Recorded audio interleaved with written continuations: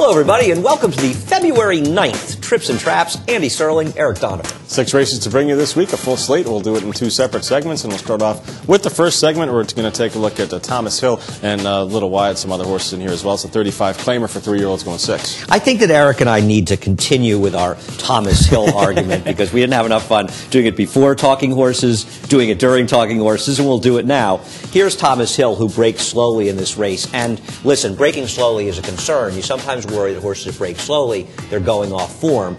In this case, it worked out very badly for him. Now, my handicapping premise was wrong in here, partly because I felt there would be a lot of speed in the race. Like so many races here where there seemed to be speed on paper, there ended up being one horse loose on the front end. And that horse was Little Wyatt, who definitely took advantage of the situation here. And you see Thomas Hill toward the back of the pack. And, the one thing that we talked about before, I was worried about this horse just, not showing the same amount of speed as he did when he ran that big maiden race for Eddie Keneally. Last couple starts, he hasn't shown that kind of speed. And that's a concern for me moving forward with this horse, is that, in past races, he'd have been second or third right now. Instead, he's at the back of the pack. I understand that argument, and I'm not going to disagree with you. I think that is a legitimate concern. Having said that, he got no pace to run into. So he's out here. So he ends up chasing 3 wide from the back of the field. And also make note, the horses that run 1-2 in here pretty much do all their running on the inside, and they're basically the horses towards the front. So he's against the dynamics of the race. He's wide chasing. He gets left. I thought the race would set up completely differently for him. Now, I'm not going back and explaining why I was wrong about him, because, look, I thought this horse couldn't lose this race, so regardless of that, just dead wrong about him. But I think going forward, he might be a horse that looks worse now than he is. You may think that he's just not that good, and you're going to be against him going forward. Me, I'm inclined to give him another chance if he falls in the right spot and he's the right price. Those are a lot of ifs. Yeah, no, I don't disagree with you there. I mean, he could win a race, and there's no question about that. He needs the pace, though. If he's not going to be breaking sharply and he's not going to be up near the pace, he needs something to develop in front of him, because he certainly left the rest of those closers, in his wake, and he did, make up ground toward the end. So, I'm not going to say he can't win. I don't really love him, but, we'll see what happens in his next spot. If you get the price, if you get the pace. You're right, he is a little dirtied up now off those 2 races. Yeah, I'm just hoping we'll get a fairer price than he should be. All right, we'll move on to our second event here, and we're going to take a look at the 5th race from February 3rd. It's a maiden special weight for 4-year-olds and up, going a mile. This was kind of a non-winners-of-one theoretical prep for the Gotham. Now, you have to think that Dogwood was encouraged by the performance of RACONTEUR, who pretty much you can just see his head. The heavy favorite in here was 217. I thought he was very disappointing. A horse I was interested in, I think the second choice ultimate was Romancing the Gold. Romancing the Gold had the absolute no-shot trip in this race. As he tries to get position, he ends up in no man's land. He ends up floated 4 to 5 wide into the first turn, as RACONTEUR is kind of getting his good position where he got a perfect trip. And the other thing was, you see how this horse, Romancing the Gold, was sort of close enough to the pace earlier. Now he's dropped back to here. Here's RACONTEUR. Here's 217, theoretically getting a perfect trip. We'll get to him. Ultimately, though, Romancing the Gold will drift back to last. 217, to me, I thought that I think it was Ramon, right? He had a lot of trouble getting this horse to settle. Seems like he did a little bit. I mean, he's a little keen to go on there, wants to be up on the outside, and seems to be, want to be in the clear. I don't know if Ramon, gave any thought to try to, tuck him in behind horses there. Maybe if that would have helped him settle, if that would have just got him a little more rank and stuff like that. But anyway, he ends up on the outside, and here, you could argue that he was a little tough to settle, but all in all, I thought things worked out okay for him. I can't make a major excuse for him here. No, I'm not making a major excuse for him either, as the way the race developed. It was a pretty fast pace. Listen, RACONTEUR got the absolute perfect trip for lifetime, and he did improve off his last sort of very pedestrian win. But still, he got a very good setup in here. I agree. I think that 217 should have been better than this. He was promising out of an encouraging maiden win, and ultimately, for whether it's his own fault or not, he just wasn't good enough to get it done. It's not like he had a terrible trip. This horse, Romancing the Gold, has gotten the worst trip to me. He's just a no-man's land the whole race. Now, I'm not blaming the rider, because it's a very hard situation, because the pace was fast enough, and the horse has some speed that was very hard to get position from the outside post with the turn coming up so close. But he's a horse that clearly needs to get better position. I think he can be much more competitive in a similar type spot if he does. Yeah, like he did no running in here, when push came to shove down the stretch, so you're going to get a big price on him next time out. And, off his maiden, when I missed misspoke. This is an allowance, not a maiden race in the beginning of the race there. But off his maiden win, you would expect him to be a little bit better than what he showed in here today. So I got to imagine, maybe something else went a little wrong, maybe physically or something like that. Maybe just everything wasn't right with him that day. So we'll see. But certainly a race where he's dirtied up now. If he can run back to his maiden race, he'll be a price next time, and he can win. Yeah, he's an odd horse because he ran 2 races early in his career that really did no running at all, and then he wins here at a huge price and runs a big race. And this race, I just think he was very much trip compromised. RACONTEUR, I'm not yet sold that he's turned the corner. He got such a good trip in this race, but he certainly did improve. True 17, he might be a horse. Maybe he's a horse that needs to be more free running, and maybe he gets maybe better off in one-turn races over at Belmont. I don't think he's a bad horse. I just think he disappointed in here, and he didn't have any real excuse other than being a little rank. Yeah, I'd be interested to see how much improvement he has left in him too. I mean, he could just kind of level out at where he is now, and if that's the case, then he'll need to drop. He is a young 3-year-old. I don't want to give up on him. No, I don't want to give up on him. I just think this was a disappointing effort, and going forward, I'd take a wait-and-see approach at a short price. I agree. All right, we'll move on to our final race in this first segment. It's race number 8 from February 3rd, a maiden special weight for 4-year-olds and up, going a mile on the inner track. We're going to look at Acadian Blues, Bernie's Love, and Riboletti. I'll tell you one thing out of this race. One thing I am 100% sure of.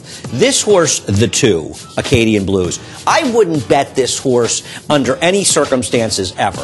The 4-horse, Bernie's Love, he gets rank early, and Eric will talk about it. He needs a turn back. This horse, Riboletti, a filly facing the boys, I think as Maggie pointed out in the paddock, she's a bit of a rank free-running horse, and if she doesn't get everything her own way in the front end, I want no part of her against any field. Yeah, she's stretching out in distance for the first time in this race here, as was Bernie's Love, and Acadian Blues has had some shots going long before, but we'll take a look at Bernie's Love, who's just totally rank around this first turn, just a horse that, just mentally wasn't ready for this 2-turn race, and, obviously the way this horse now is going to take off on the Ryder Junior Alvarado here, more suited to sprint races. Yeah, and listen, ultimately he would have been right to give him his head early. I see why he tried to rate him, but it just didn't work out. Once he did this, Riboletti's chances were completely finished, as she's too ranked to deal with it. You see her sort of throwing her head and a little bit eager. The field separates. The 2 Acadian Blues, who's dropped back here into 5th and almost in 6th, is just getting, I had thought this horse would win this race, and I thought, well, this horse can't lose now. This race is a joke.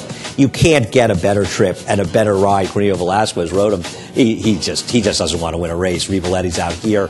I'd be interested in this horse, Bernie's Love. I don't know if he's that good. I know he's running figures in the 40s in his 2 sprint races, but maybe with a little bottom of the route race under his belt here, a turn back, and maybe a drop in company would help him out. He may not be as hopeless as he looks on paper. No, and I think, the first couple races he, was up fairly close in those sprint races, but ran against some nice horses in there in Falah and Galeb, and just can't handle the 2 turns here clearly, and we'll see Acadian Blues come up on the outside like he's supposed to win. Yeah, this is his Chandelier impersonation. The horse down the rail is the horse is splitting horse. I'm sorry, in 4th is Voter. He'll end up winning the race. The long shot Super Strella coming out of Maiden Claimers almost stole it. Riboletti sort of quits late. Riboletti is a horse. She'll probably get in a field next time she finds there'll be no real speed. She'll get loose on the front end and she'll win impressively. And she's a daughter of Riboletto. They'll be declaring her a special thing. Then she'll get in a race with another speed horse, and I'll bet against her with both fists. We can always use your help. Trips and traps at NYRANK.com.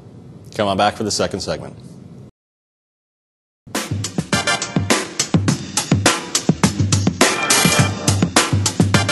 Welcome back to the second segment of the February 9th Trips and Traps. Andy Serling, Eric Donovan. 3 more races to bring you all, route races. So let's get to it. The first one we'll show you is race number 7 from February 4th. The favorite here was the 1 Pearl of Wisdom, stretching out second career start. This is a race that garnered a lot of attention, as Pearl of Wisdom should have won this race and didn't end up getting the best of trips in here. We're going to point out a horse to run last, Father Peter's Missile, not because we think this horse going forward, but I think that Father Peter's Missiles had more to do with the trouble that Pearl of Wisdom had than you might have, at least I did, notice the first time through. I think the rider of Pearl of Wisdom's partly to blame for this too. I mean, he does put himself in a tight spot there, and certainly the rider on the 8 Father Peter's Missile doesn't help. But right here, Pearl of Wisdom is settling in a great spot. I mean, there's pace in front of him. He's down on the rail. Things are looking pretty good. And if he just held his position here, things would have been fine. But he's going to start to gain some ground. The field's going to bunch up. The pace will slow down a little bit. I just didn't see the reason to kind of rush him into being behind the leader at, coming up in about the next 16th, 8th of a mile. I agree, and also it's something that Richie's pointed out a number of times, which is you need to try to give yourself options. And he overcommits to the rail on the backstretch in here when he had a chance early in the backstretch to maybe drift off a little bit. He's riding a horse that was 95 cents to the dollar, that was absolutely the best horse. And here are the two horses joining here, and we're getting to the point where you're going to see the very obvious trouble, as for whatever reason, as the leader's slowing it down, Pearl of Wisdom goes into a place that doesn't exist. On the other hand, Father Peter's Missile, a 30-to-1 shot that ends up running last, he's kind of leaning on him at that point, and in my opinion, a little bit needlessly. Ramon Dominguez sees this trouble, and you can see him in the catbird seat. He just sees it happening, and he just blows by. Pearl of Wisdom is given way too much to do, as he ended up blowing by him in the gallop out. He also comes out and interferes with horses, by the way, as he bulls his way out to the top of the stretch. Pearl of Wisdom's a better horse than Zetterholm, but he lost today because of two different kinds of rides. He did, and one thing about Pearl of Wisdom too is that he doesn't seem to have a very quick turn of foot. He seems more like of a grinder. So getting stuck in behind horses, having that trouble around the turn, losing that position, really cost Pearl of Wisdom, because you see him, he's getting to the winner here, and clearly if he has a clean trip, he's going to win. Oh no, he was the best horse in this race, and ultimately he may be okay, and so we're behind him. Just want to show what we're talking about. There are the two horses, the 8 and Pearl of Wisdom, the 1. And I know this horse is coming in a little bit, but you see the 8 horse, you see the rider even sort of dropping him over towards the inside, and I think he puts Pearl of Wisdom in tight. Now listen, I'm not saying every rider knows exactly how much horse he has, and you can see it here as well. He's really leaning on that horse on the inside, and they're going into the crown of the turn. That's a dangerous spot as well, and I just feel like Pearl of Wisdom was put in a little bit needlessly tight. He was driven there. He shouldn't have been put in that spot to begin with, but I think things got tightened up on him more than they had to be. He'll be a fairly good-sized favorite, I'd imagine, next time out, depending on who he runs against in there, and he should run better than he did here today. Yeah, I mean, we're not pointing out something that everybody doesn't know, but we just wanted to show a little bit of why this might have happened. It's a little bit more than it looked initially. Let's take a look at the winners now. Of course, the winner of this race, the heavy favorite Alpha, we're going to take a look at him. And also the 6 Tiger Walk, who might have been a little compromised top of the stretch. Yeah, I think a couple of things. Alpha's obviously runs very well here, as you'll see him get pushed out wide in the first turn. He wins this race fairly easily. Tiger Walk, as Eric mentioned, he gets interfered with by the second finisher, top of the stretch, another horse who bulls his way out. And frankly, if I was a steward, I would have looked at it. But then again, I see things differently than a lot of people. Alpha gets pushed out on the outside. Tiger Walk's getting a good trip in this spot, sitting back here. Alpha's out here. But I thought he was a bit compromised. He was, and things. I don't know that things quite developed the way they need to for Tiger Walk, especially when you see them come to the top of the stretch in here. But How Do I Win's able to control things on the front end here. Pretty tightly packed group here as Alpha moves over a path toward the inside now, and about the 3 path going down the backstretch. Just working out a perfect kind of trip. And we're not here to knock Alpha for he was a little wider. I don't think he had a perfect trip. Well, for a big favorite, he wasn't in trouble. I thought he's stalking 2 horses in front of him to kind of have no chance to win. Right, but that's not a perfect trip. No, you're right. You're right. A perfect trip would be sitting where the 2 is sitting. Trust me, I'm not saying he had trouble and he's monstrously better. My feeling with Alpha, and we talked about this in the racing report, is he'll be a better horse when the pace is faster and he can sit back in their 8-10 lengths and make one big run. I think he's running against what may be his best running style. I'm not saying he had trouble in this start. No, I mean, I think it's a feather in his cap to be able to be adaptable and be a little closer to the pace when there's not much pace on there. And keep your eye on the 6 horse in here as well. Tiger Walk is RACONTEUR is going to look for some running room at the top of the stretch. He's going to come out. I'm sorry, Spice City's going to come out and knock into the 4 King Kid and the 6 horse Tiger Walk. I absolutely think, and here's Alpha makes the lead. Here's Tiger Walk out here. I absolutely think. I mean, they didn't end up in the 5 and 6 path by accident. It happened because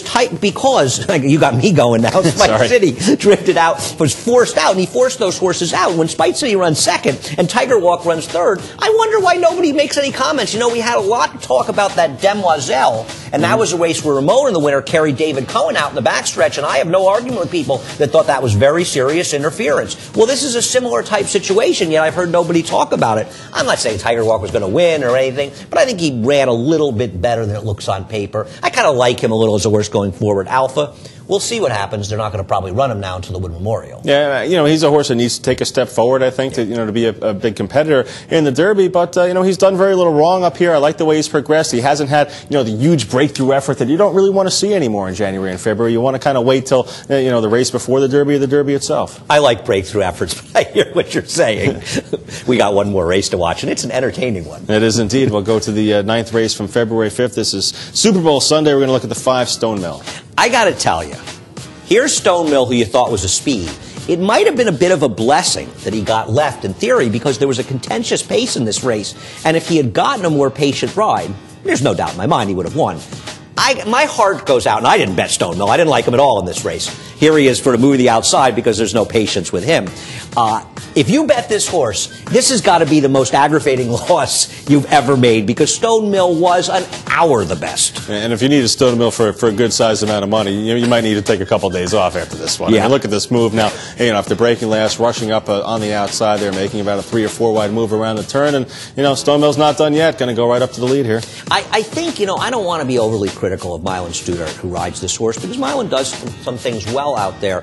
The problem is, I think it's sort of a lack of experience, and that's one of the things that she's not gotten a chance to ride enough. The horses that have chances in races, if she had been more patient on this horse, I just believe he would have won. And it's such an odd race. I mean, you think of where he was when he went into the first turn and where he is now, and when you watch this horse from the stretch, it's a little hard to believe that he loses. It is, but you have to, you know, you have to remember what happened the rest of the way here. Now, STONEMILL is making this 3-wide bid for the lead here. Is going to take over command at the top of the stretch, leaving the one behind, and, you know, pretty much most of the other speed horses as well. You know, STONEMILL. This horse finishes 7th, by the way, is yeah. the favorite, the horse that's up in front. Just worth noting. Go ahead. So STONEMILL coming to the top of the stretch here, and, you know, up until about the 8th pole, things look pretty comfortable for STONEMILL despite the trip so far. Yeah, listen, STONEMILL, and we're not, right, as you said, we're not knocking this horse for losing a race or look, he had won. It's amazing that he was even in such a position to almost win this race up front. When you think, and there's Mahfouz dropping back, and this race completely collapsed in here. 9th was 5th, 8th was 4th, 6th was 3rd, 5th, you know, 7th was 1st. Horses came from well back.